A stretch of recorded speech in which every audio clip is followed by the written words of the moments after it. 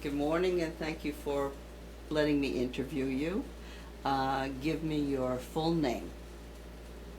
Your full name. Sima Kessel. Can you spell that for me on the camera? Yeah. This is the married name, or you want The married the name. married name? That's it. Who's gonna look way back there? That's Sima, Sima, first name, Yeah. and the second name is Kessel, Kessel. And what was your family name? The family name Eschendorf. Oh boy, Aschendorf.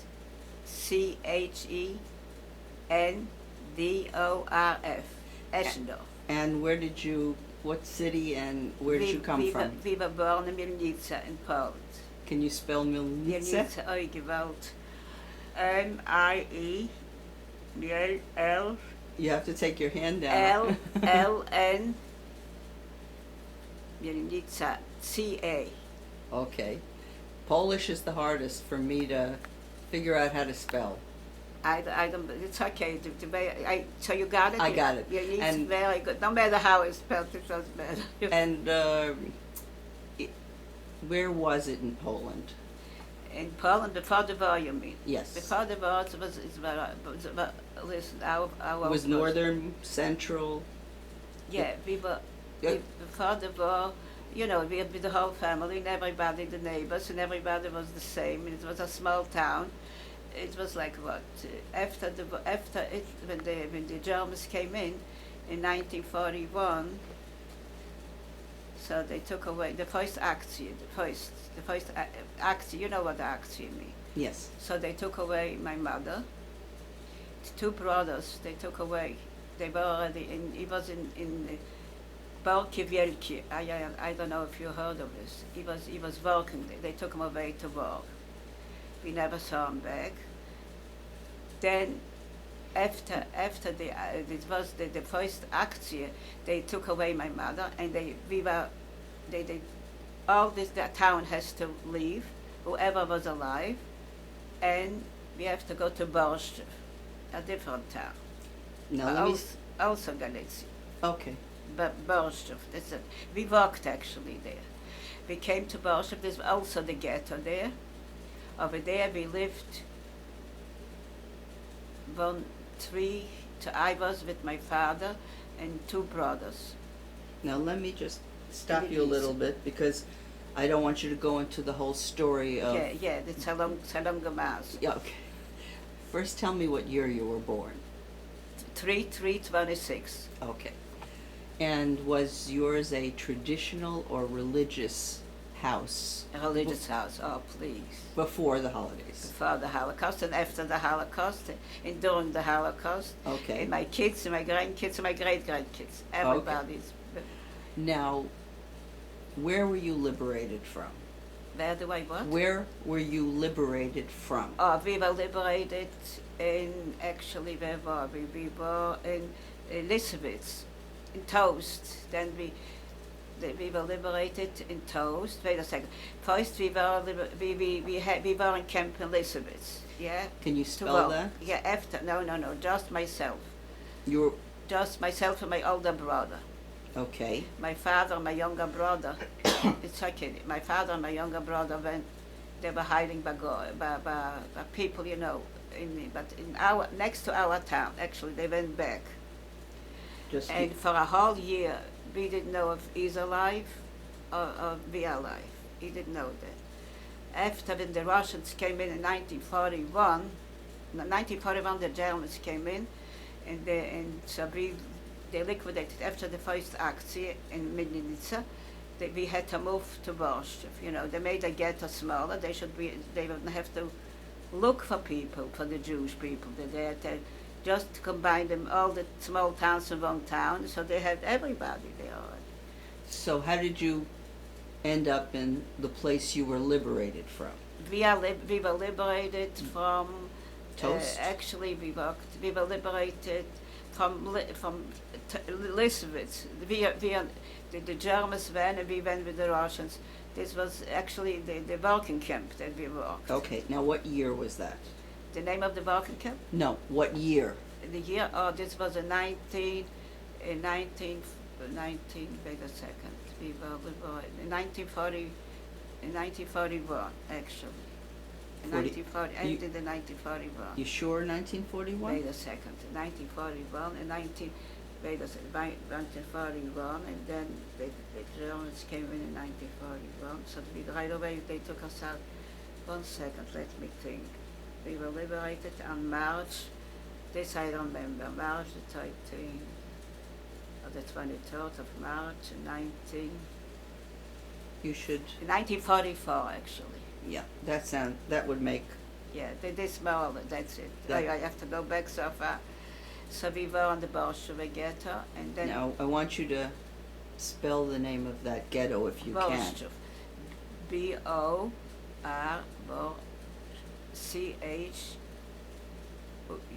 B-O-R-C-H-U-W, Bolshevik. Now, you mentioned 3 names here. You mentioned Borsha, Toast, and Lissowitz. Yeah, that's Tell me the order that you were in those 3 places. those 3 places. The first place, we were in Nitsa, that's it. Nitsa was very short. They came in and they Lissowitz. liquidated and they No, Lissowitz, Toast, and Borsha. Yeah, the Bolshevik, we were there for like 2 years. It was 2 axes. This you don't have to know how many axes. Okay, so that is before you were liberated. Yeah, that's how. Okay, So that's then I don't need to know that. That's. So what is Toast and what is Lissowitz? Excuse me. You have to speak louder because I'm What? deaf. Okay, what is Lissowitz? What was Lissowitz? Lissowitz was a working camp. We worked. It was a Arbeiter, a German. He was actually very good to us. He saved us, literally saved us. And this is itself, you can write a book, just from Lissowitz itself. That's a long, long story. Because the Russians went away, and the Germans went away. They cut off a big piece of Poland. And then the Germans didn't want to occupy it anymore. They just want to go through. And meanwhile, we were going with the Russians already. We were So- escaping to Toast. Now wait 1 second. Well- You're liberated in Lissowitz, and then you're following the Russians to Toast? That's right, to Tluster. And from Tluster, we didn't stay too long. We went farther because we were afraid. We should be farther away from the Germans. Yeah, Okay. meanwhile the Germans progressed. And then we walked, and we went to Scarlet. Horoskip, actually. We went to Horoskip. This was on the border, the Russian border. With Poland. With Poland, yes. So there we were, this is it. We didn't go to, that's it. The Germans never came in there, because the Russians chased them out, and that's we were liberated. Really liberated, we were there. From Horoskip, we went. Now let me stop back. you at Horoskip. We went back to so we started going back. This was in 1944 actually. Who was with you? Just my brother and Your my father? older brother. Just my older brother. Did you have friends also in this Yeah, group? we had friends. Not too many. No. Ulka I met there with Julius. And who else was there? In the Mini Rottenstreich, of course. So they're here, and that's it. You don't have it. We didn't have too many friends that are still alive. Who else was there? If they were not alive, but you knew them for a long time, did you have other people who may not be alive today, but who were with you? No, but listen. I actually, after all, I was so young. We didn't have. That's the people that we were very close. And then the family, I had my sister-in-law and her mother, she was with me. They were neighbors. They were together. Right. And because her uncle was a carpenter in Lissowitz, yeah, that's why we came to Lissowitz. Otherwise we didn't know that such a thing exists. You Okay. understand? From Borscht, when they liquidated Borscht, so we went there to Lissowitz because we knew that it's a working camp, and that's what we went. Literally. Okay, now you said you felt really free when you got to the last place. What the name of the last place? I can't pronounce it. The labor what? The last place you The arrived. last place that we were, and this was in The wait a second, Poland. Scarlet in Poland. It begins with an H. Wait a second, just 1 second. Give me. I have to think. We went to.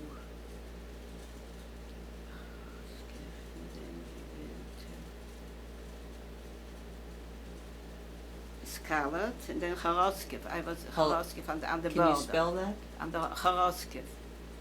Horoskov. Okay. On the border. This is Now, on the, how long were you there? very little. We were there like for a month till my brother came, because he was a town before us. We got lost. You see, we were hiking on the trucks from the military, the Russian military. We went with the Russians. So whoever went up on the truck, how far he went. So we went with them. It should be farther from the Germans. So we went. This was the liberation, our liberation already. So we went there. So Judith and Ulka was there, and then the aunt, the Tante Gewehen, now they live in Israel. That's Ulka's family. She probably told you about that. She did. Now- Judith's aunt, Yes. yeah, and she had a daughter there, Zanya. Yeah, oh my God, we're going back. Oish. Now, how did it feel to be climbing on these trucks and to be getting away?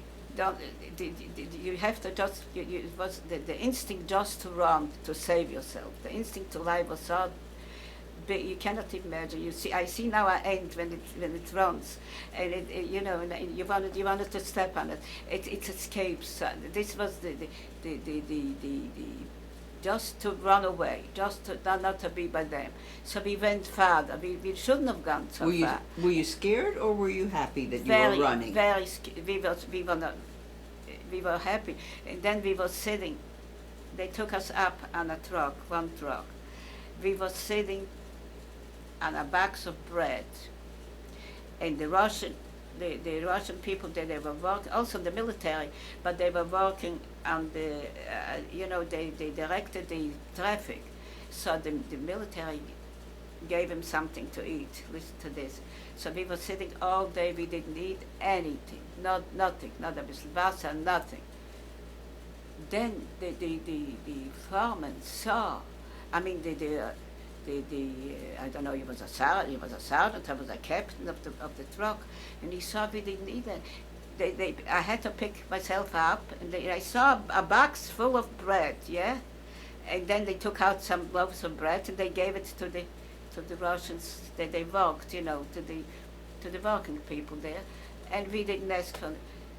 You see, the mine you couldn't ask if you were hungry. It doesn't. How can you ask for something? And then just steal it. Just take something, a piece of bread. No, we didn't. Till we got in Kharovsk, the baby stopped already there. They stopped. We didn't go any farther. So the first house that they let us down, it was a private house, and there was a shoemaker. He was there downstairs. The shoemaker. We all went in there. You see, the Russians, they should be well to break things there. They're specialists. They're really specialists. So so they wanted to make a fire, and they didn't have any. Before we went into this. This journey is unbelievable. I skipped.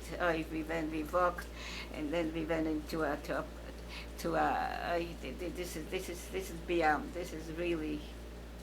I skipped something before. Go ahead. Go back. So when we went to Skala, yeah. So on the way there, so we stopped. It was such a snow. The snow fell out, and it was knee high. And we had to, we marched in the snow, we couldn't help it, we had to escape. And then, so this truck led us down because they had to go far. This was at night. We went into the place, a beautiful house. It was the beginning of town. And this was a Ukrainian, a Polish. He was not, how do you say it? A priest, I think a priest. And so he didn't let us in. He didn't want to let us in. So we went in the hall. The hall, anything, a roof, something just to cover it from the snow. And it was like a door on the wall. We felt like something. So we put it down. This was the bed, and we all sat next to each other, soaked with the snow and but at least that's it. We had. So then when they came in, the military, when he came in, he led us down, and the other one came in, he didn't know that we were there, and he stepped on it, and he didn't know what it is, so he opened the light, this red flashlight, and he saw us, so the priest didn't want to open the door for us, didn't want to open the door, so they were knocking and knocking, so okay, at least we were in the hall, let it be in the hall, in a cement floor, but we're not outside, the snow doesn't fall on us. So they knocked at the door and they told them if you're not going to open, so they're going to, they're going to knock, they're going to break down the door. That's what they told them. So they opened the door, and this was like a conference room, a room along with a long table. So you have to make, so then he asked if it was a big oven, in Europe, in the oven's beautiful, but we need something to burn. So they're unbelievable. So they took the chairs. How much wood does it have? You mean the Russians took the wood, broke the chairs? They told him, they wanted to, if he has some wood or he has something. He said no. So they took the chair, they broke a chair. How much wood does a chair have? How much wood does a chair? But they had the legs in the frame, and they started the fire, so he told them already, he showed them where to go in the backyard, and he has their wood, and he has their straw, so they brought in for us. Oh, who needs pork? This was in heaven. We took off the shoes, schmatters that we wore on our legs, and I have such literally, this was not a blanket, it was a barrette. How do you say about it in English? I don't even know what you're saying. Scarf? A cover. And that's, so we were sitting next to the heat there, and we dried out all the stuff. The next day we have to go farther. So that's how we wound up all. Did you get any food from this? So my brother was left there. He didn't go farther, and we divided because whoever ran in on the truck, they didn't stop. They slowed down, but whoever went on the truck, so we went farther. So we figured might as well be farther. The Germans, but he was in that town. That's it. He didn't go farther. So then he came for me. He found out where I am. No, well, you went further. I didn't. So let's talk and he about was you. there. He was now there. You went to this next town. To the next town, to Gerald, and we were there. So over there, he came for us. Now, where did you stay? In an apartment? Also, no. Also, they opened the door. They opened the door, and they had actually a shoemaker there. So they went in there. It's not nice to talk. They made also a fire there, yeah. And they gave us bread. He gave sugar, because they saw if we didn't eat anything, a potato, nothing. And it was Ulka's aunt. She was Unix actually. She was with a daughter my age. We went just one stop, I think. So with potatoes, the frozen potatoes, anything, nothing to eat. We went with nothing. Sure enough, we came there, and he gave us. He saw we didn't need anything, so he gave us bread, and he gave some sugar, and we had they had the containers, from their food, the containers, and we took some water and we boiled. We had a meal. This was unbelievable. So this was there till my brother came. But they opened the door. They knocked down the lock actually, and we were so afraid because the shoemaker was going to come in, and we are there. We don't supposed to be there, but they didn't say anything, And they took the forms and this, and they burned. it was not nice. But listen, that's what it's a military they went through, and that's what happened. This was there, and from there, my brother came. And he picked me up, and my father. We didn't know my father, my younger brother, still alive, and my father didn't know that we are alive. Till we went to our town. So we went from one place to the other. Now back. Now, where did you go with the from? Russians. With the Russians. You went back where? to Milnitsa, to my town. Nobody was there. Nobody, of course, was there.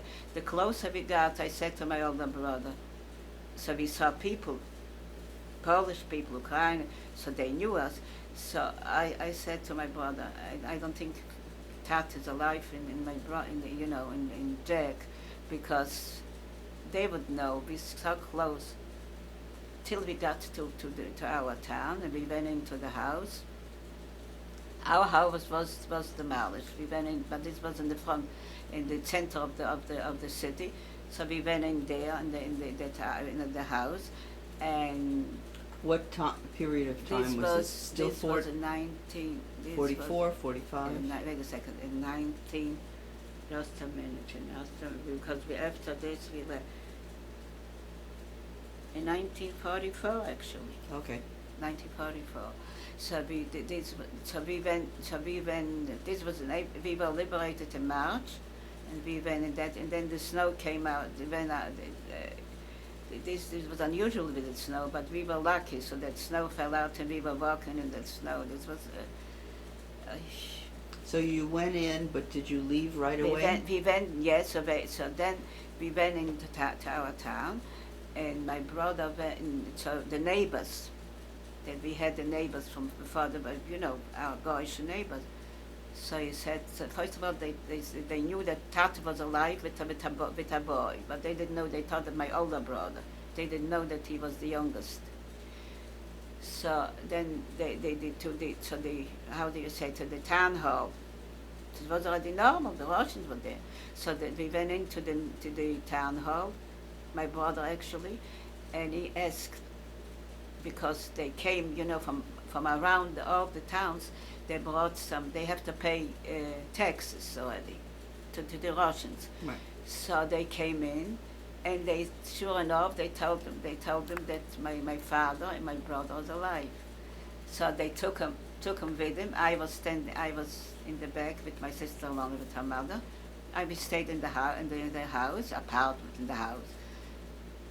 Sure enough, he came there, and Tat was standing there, and he was davening with the towers and with the tefillin, and my little brother looked outside, and he saw my brother go, and he said, Tat, can't even talk about it.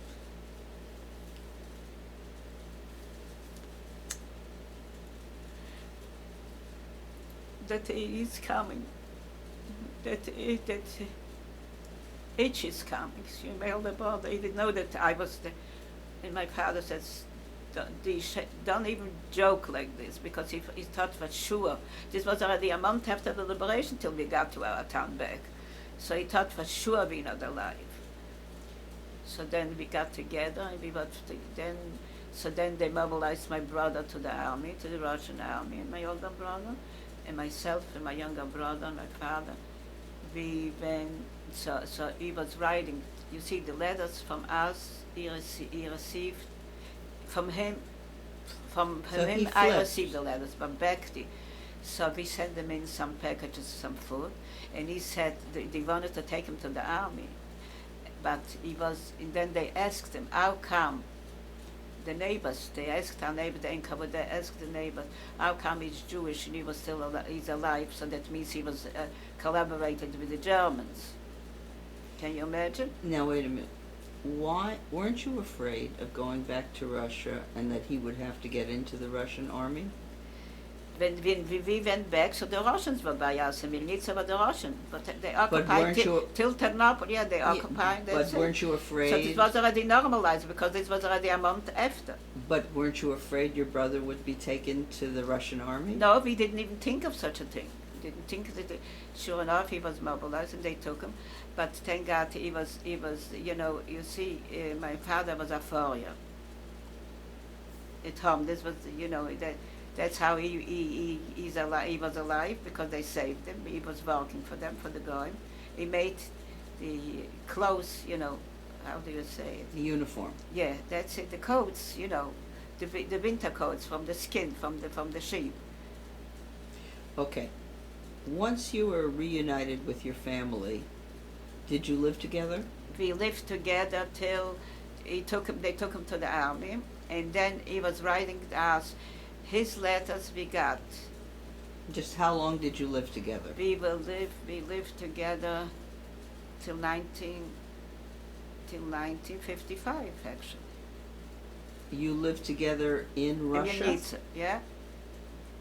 When did you get to Ulm? Excuse me? When did you get to Ulm? To Ulm we got, so quick, the Czechoslovakian border. Wait. Okay. I wouldn't bother you with so many borders. We went Wait 1 second. How long did you live in Russia together? in Russia together a year, Okay, so that takes from us. 44 till 45. Okay.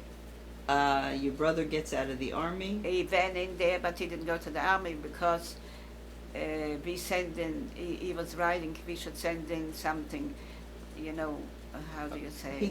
He gets out. A package. He should, he paid.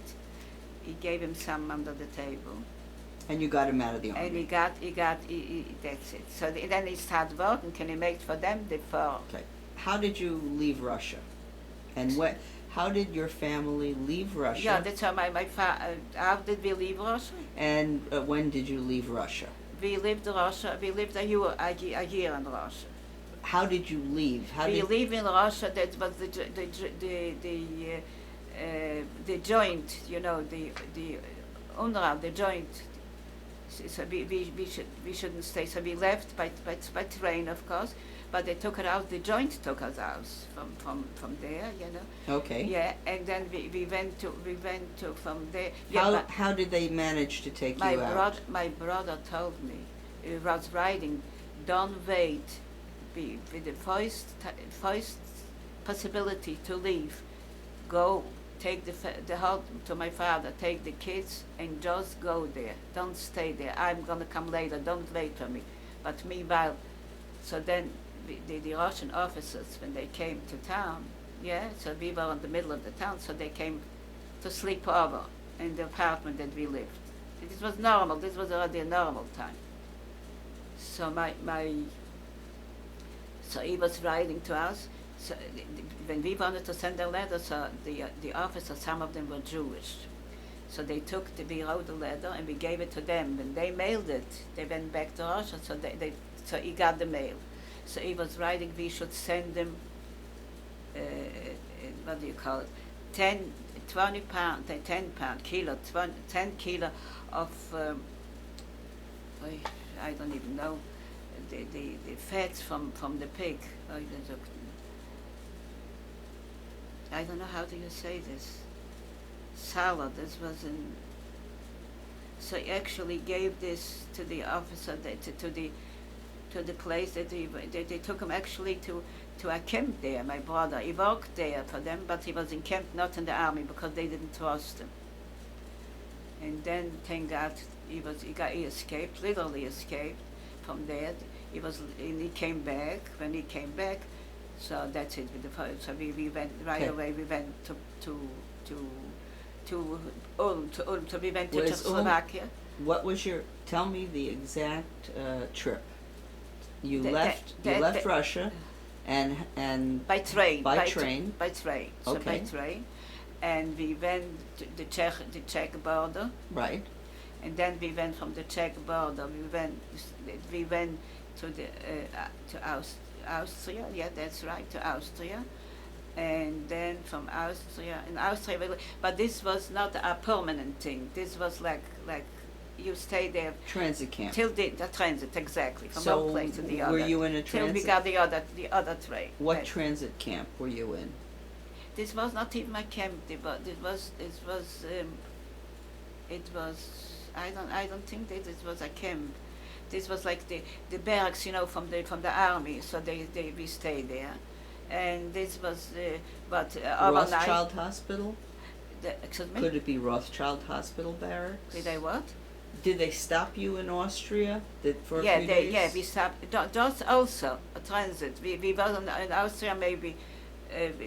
Just they served us a meal, yeah, and then we have to go to the train again, and maybe we stayed overnight, and then father, that's it. Now- We didn't stay in Europe afterwards too long. Okay. Who was taking you? Till we The got j- was in it- Ulm. In Ulm, we One ca- second. Who was organizing this? Was this UNRWA, the Joint? The joint and the UNRWA together. Yeah, Okay. yeah. So after Austria, your next stop was We Ulm? went, yeah, we were from one place to the other. We went to Czechoslovakia, and then we were, what else did we went? All the way to Germany, again, yeah. In Germany, when we came already to Germany, so we lived, during the time we lived in a couple of places, but not for long. You stayed a couple of days, except a week, and then so we will start in the barracks, and they brought the food, I don't know, that's from the joint and from the UNRWA, that's what it was. You need an underwriter, otherwise how did you go? Now, do you remember the first place you stopped? The name of the first place? Oh, If you don't, you don't. It's too many. It's too. No, there's nothing to remember. That's every day about it. You do. This was in barracks, and it was like what, I don't know how many people in the state overnight, and then we went further. That's it. Okay. And That's so it. Till we got to Ulm. When we came to Ulm already, so we had already. This was also in the not the barracks but military buildings, big building. And over there, so they pushed us in, let's say, one room. So we were like a couple of families. We were with one more family, my father and the two kids, yeah, my brother Right. and my younger brother, and another couple with a baby lived in the same room. Okay. So this was sleeping in this bed, and this was sleeping in that bed. There were 3 or 4 beds. That's it. So so this is it. So it was the room. It was a big house. It was I don't know, 4 or 5 buildings. This was military actually. This was not for private people, but that's how they associated. Okay. We lived in Ulm. Now, when do you think you arrived at Ulm, and how long did you stay there? The year when we arrived to Ulm, Could it be in also in the 40, 45? 40, no, from Gabazay in Ulm. How long did we live in Ulm? In Ulm we stayed almost a year for sure. Now, one second. Were you in Gabersee before Ulm? In Gabazay after Okay. Ulm. Okay. Then so, the liquidate, they took away, how long in Germany can they hold the barracks? So we have to. we'll get to Gabersee afterwards. In Ulm, about how many people were in this DP camp? And the DP camp, how many people? Was it a couple of hundred or more like a couple thousand? Maybe 1,000. Okay. Yeah, because for sure. Now I'm going to ask you just We some... had like 4 or 5 buildings. And we Did- had to go to register now and to who- get some papers. Okay, that's the first thing you did. You registered, get papers. Were Jews running Ulm? Were We the were there. survivors running Ulm? From our, when did we arrive to Ulm, you mean? No. Were the Jewish survivors running the camp? The Jewish survivors, yeah, exactly. The Jewish, everything was from the Jewish survivors. Okay, Yeah, this was not a camp that you were enclosed, that you cannot go out or you can go. That's the P camps. You were free to go whatever you like. It was not like you were restricted. So that's how you make a living. Okay, we got rationing, yeah. Food, Okay. food rate. So food- was there a Jewish? You were. Yeah, yeah. Was there a Jewish committee That's it that was. ran the Exact, camp? yeah. Okay, so and it was survivors. Just the survivors. Okay, so was there did someone set or some group of people set themselves up as the head of the camp? Some people, excuse me. Was there like a group of people that set themselves up to organize the camp? Yeah, sure. This was the yeah. This was also they were. That's right. That's from the joint. So they came, The joint or the survivors? the survivors, and the joint actually organized it. They came in, and that's how the survivors did it, but through the joint, you see. They helped. Yeah, they The helped joint out. helped. Yeah. So, And was then we there? registered to go to America, yeah? Okay, hang on. Was there? How did you get your food? The food we got to this was also the UNRWA and the joint. So they cooked. It was a kitchen, and they cooked, and we had like a meal during the day for lunch, and then usually everybody was going on their own. My father, let him rest in peace, he went to the town, to Ulm, yeah, and with some cigarettes and whatever, and they brought back potatoes, and they brought back eggs, and they brought back, so this he sold this, and so then that's how the business started. One brought this in, and one brought that in, so that's how we combined together. And then we got Reichnig, like a flour, then so we baked, and a whole thing. We did it on our own. Everybody was on their own. Was there a Jewish police within A the Jewish camp? police, yeah. We didn't need the police, the Jewish police. It was, excuse me, I have to take a tissue. Maybe you want a tissue? No, thanks. Want a tissue? No, I'm okay. No. Be careful. I'm Why- sorry, I don't make too much sense. No, you're making perfect sense. Do you remember there being organizing soccer teams to play with other Jewish camps? Yeah, that's right, because we were in Ulm. We had one camp, and then we had, our camp was the Benki Kessel. Okay. And the other one was a little bit farther there, but they did also. So they played with each other, absolutely. They played, and then the only thing is what did you had? So that we had something. Let's say they gave us clothes, yeah, from the joint or the owner, yeah. Let's say so they contribute clothes there. Yeah. So we took the clothes if I couldn't wear it. So my father took some clothes. The Yeah. Germans didn't let me wear anything there. And he went with the clothes there to them, and he brought some food, plain and simple. Yeah. So that's how, yeah, and we had the containers, the military cans, so we cooked in the cans, that's it. And then there was a baker in the town, actually in Ulm, so I prepared everything in the house, and I went there, we were carrying there To the baker? to the baker, to the German baker, and I came for Shabbos, Challah, sure, absolutely. Je bent schlecht, it was supposedly normal.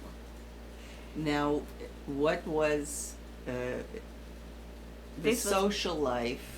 It was Lean so. back a little bit. It was a nice house. It was, we had meetings, we had plays. The kids came from one camp to the other. Yeah, this Which was, camps would come visit? Which camps were near you? This was in Ulm. In Ulm, so it was in Ulm. This was this other caserne. This was a different. We were in Belgian caserne, and this is the other one. In Southern Kaserne, over there, so they came a walking distance from one camp to the other. So they organized, and the kids, they were playing, and this was, everybody invented something. That's it, for the kids, something to do, yeah. Did you have a movie house in the movies, at the movies, dances? Yeah, movie, it was, like, this was like a hall there, what do you call it, a town hall or whatever. Yeah, this was for the army actually, but it was nice. It was a big hall. As a matter of fact, Ben Gurion came to our camp. Yeah, my brother has a picture with him. Yeah. And To organize to go to Israel, we're supposed to go to Israel. We were already on the way there. In Ulm, I was married in Ulm. I'm going to get to that. Tell me how you met your husband. Actually, he met me. Okay, tell me. he should be well. You know, I worked there right away. It was so the joint organized, the UNRWA organized people. They were able to work. So I was in Soderkasern there also. So we worked. So they made clothes. They make, let's say, clothes. Yeah, clothes for the soldiers, for scarves for the MP. Most of the the military. You know, so we made the clothes there, and then we got not actually paid money wise, but more products, more like food, more like so we got like what do you call it? We got stamps, yeah, and that's how we managed. We exchanged it. So then I was going every day when I'm going back from work. He was actually stalking me literally, and I didn't realize I couldn't even imagine such a thing. So I was going home, and then I actually asked Ulka the other ones, and I thought to myself, I don't understand. Whenever I go home, he's always there by the gate before I go. Then she said, Narle, why can't you understand? He's after you, he wants to meet you. And sure enough, we met and we got married. He was a Russian. He met, and did he tell you he was interested? Did he tell you he was interested? Did he tell me what? That he was interested Absolutely. That's how we start exactly. We start talking to each other. in you? Yeah. And then we went out to the movies. Yeah. And then we went. That was no problem. Then then it was the dance. And then in my shul there was Yom Tov, so we had a shul, and there was a house there. That's in the town hall. You see that so the people went, absolutely. And my son, he should be well. My older son was born in Germany. But wait, so how did he tell you he wanted to marry you? Excuse me? How did he romance you and tell you? Oh, he went me out, and he likes me, of course, and that's it, and it's interesting, and it didn't took too long. And after a half a year or something, He asked you to marry? So that's it. So we arranged a marriage. We got married. Tell me what your wedding was like. Oh, please, it was beautiful. But it's just a shame that I don't have the pictures. I just have one. Wait, stay on.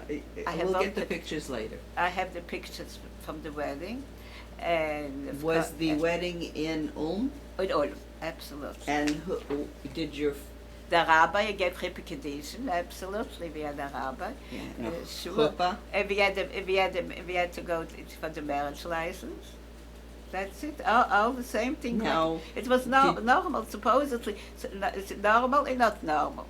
You understand? It was normal already that we were afraid that they're going to kill us. But we lived together, and it was good. It was no resistance. Everybody liked it. It was fine. Did a lot of people come to the celebration? Oh, yes. Ulka made the whole wedding, actually. And she baked. That's how we get. She came to Ulm from Austria. She came later.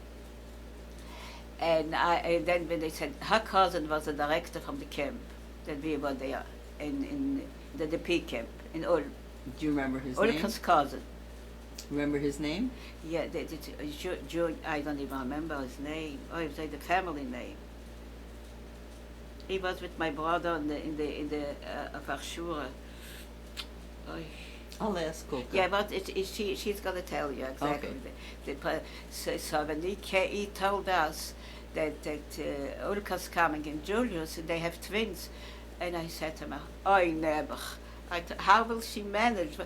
It's not like you have the washing machine, the dryer, and the water. It was everybody was in the shower. This was the women went first, and then the men came. It was not. This was for a military. This was not private. So then she came with the kids. So everybody. So we met again. We saw. So everybody helped out. So my father, let him rest in peace. Everybody thought in camp that the people that didn't know us before, that this is his daughter, this is his grandkids, because we were so close. Still now, I'm still referring to them, that Manemeidlich. Oh yes, this was, we were very close. And that's how we went from one place to the other. And everybody was on the same level. It was no jealousy because nobody doesn't have anything. But after a while, little by little, we did, literally, Julius was going to the train there with cigarettes. I don't know if she told you the I know. story. That she left the kids by me, and she went to the she went to the house because if you not stop, she was afraid they're gonna arrest him. That's true. The Germans could arrest him. Not the Germans from before, but it was in Germany. We didn't allow it. It is black market. You cannot do this. So when he came, so my father was going and they went out, and I was crying my eye out. I was so dumb. I thought, well, so this is it. They're going to the roof, and he's going to give him a get. What is she going to do with those two kids by herself? Sure enough. So when my father saw me, he's we gave kinderlich, because they were, so they say, we geht's get. So geht's gesintereit, you see, because he knew. Then I came in the house, I said, do you know what happened? He said, don't be so silly. If they're going to go into the army, so he's going to give him a divorce with what? What? Because he's doing that. Let's go back to your wedding. That's it. So how did everybody from the camp? And everybody came to the, this was the family. We didn't have any family. From our town, my father and the three kids were the richest family that alive. Nobody was left. How many people were, you can count them on two hands that are alive. My father and three kids, you didn't have such a thing. So everybody This came. was a miracle. Everybody did it. Nobody. This was 500 families, Jewish families, they annihilated. Nobody was there. So when people got married in Ulm, did everybody go to everybody's wedding? To the wedding. Mostly you made friends. You usually you stick to your own. You had family you have from your town, from your place that you knew them from before till we got there. So then you invited them to the wedding, and they came to the wedding in the Chippe. It was exactly the same thing, and everybody put together. So you needed the flour, you needed sugar, you needed eggs. You have to make the cakes. And everybody even brought presents also. So Yeah, most of the people that were in Ulm, what countries were they from? Excuse me? The survivors that were in Ulm, were they mostly Polish survivors, or were they No, from everywhere? From all over. And they got along well. Very much so, very much. Listen, because what we went through, so this is the only, any simcha that we made, it's just friends. We didn't have any family. So When I made here in America, I did the bar mitzvah, my first bar mitzvah with my sons, my older one, he should be well. One table, I couldn't arrange one table from family. It was just for close friends, that's it. And that's why we are going back literally, 50 years? 65 years. 55 years, Yeah. exactly. I was married, that's it. Now we have it's already 2010, exactly. So was Ulm a very friendly community of people? Ulm. The Poland? Ulm. Ulm was very good, yeah. They were nice people. We didn't have anything to do with them anyway. No, they didn't. They were okay. That's it. No, People were basically friendly to each yeah, other. we didn't. It's not like there was mixed company, but that's what we got coffee. Let's say they gave us coffee. The Germans got coffee. That's unbelievable. So, sure enough, you took the coffee. You went there, and you gave them the coffee. And you exchange for egg to a farm, so the eggs or bread or whatever. So that's how this was the. So there was a lot of black market. This was the business, but otherwise no. We weren't. It was nice. They were. No, I'm saying, was there a lot of black market? Even the people in camp, they lived very, very, because everybody was on literally the same boat, as they say. That's it. Was there a lot of pressure on the people in the camp to go to Israel? In the beginning, it was not a pressure. They came to organize. As a matter of fact, Ben-Gurion came to our camp. Okay. We came. And of course, everybody was the Chalutz. So my sister we bought in Germany. We bought a tractor. Yeah, my husband, and he's going to work in Israel. Halutz, he's going to work in Israel, and you can imagine. Sure enough, it's a sister, but his sister.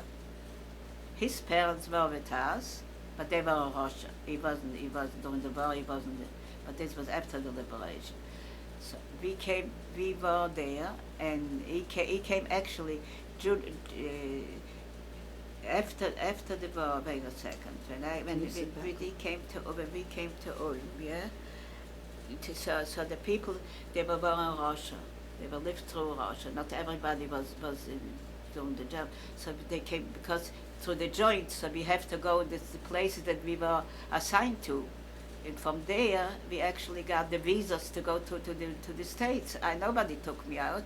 By Ulrich, the aunt, I think Ulka's aunt brought them here.